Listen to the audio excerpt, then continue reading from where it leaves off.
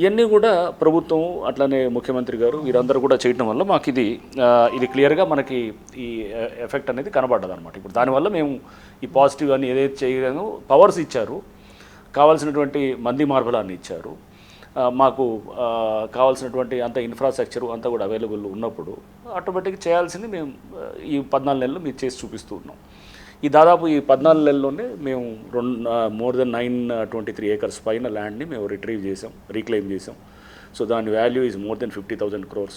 ఈరోజు కూడా చూశారు మీరు, కొండాపూర్లో కూడా మేము యాక్షన్ పొద్దున ఇది హైడ్రా గవర్నమెంట్ ల్యాండ్ని దాదాపు 36 ఎకరాల గవర్నమెంట్ ల్యాండ్ని వెనక్కి తీసుకోవటం, హైకోర్టు జడ్జిమెంట్ వచ్చింది.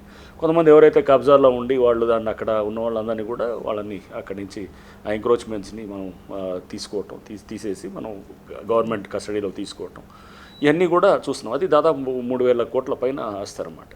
సో ఇట్లా వేలాది లక్షలాది కోట్ల ఆస్తులు ఇట్లా అన్యక్రాంతమయ్యో లేదా కబ్జాల పాలన ఉన్న వాటిలన్నింటినీ కూడా హైడ్రా మొదలెట్టింది. బతుకమ్మకుండా ఇస్ ద బెస్ట్ ఎగ్జాంపుల్. ఒక 5 ఎకరాల చెరువుని, ఆ చెరువే కాదని కబ్జా చేసిన వాళ్ళు, చెరువే కాదు అది ఎప్పుడో మాకు అన్రిజిస్టర్డ్ ఒక సేల్ అగ్రిమెంట్ ఉందని చెప్పి క్లెయిమ్ చేస్తూ వచ్చి, అన్రిజిస్టర్డ్ సేల్ అగ్రిమెంట్ అనే దానికి ఏముంటుందండి అసలు? దానికి ఒక తెల్ల కాగితం మీద రాసుకుందని ఇట్లా ఏదో చేసుకుంటూ వచ్చారు. లీగల్ ప్రాసెస్ని వాడతారు, కోర్టులను వాడుకుంటారు, లేకపోతే ఇంకేదో వాళ్ళకు ఉన్నటువంటి బలాన్ని రకరకాల పద్ధతుల్లో వాడుకొని ఏదో ఒక విధంగా దీన్ని అటు ఇటు తిప్పుతుంటారు అన్నమాట.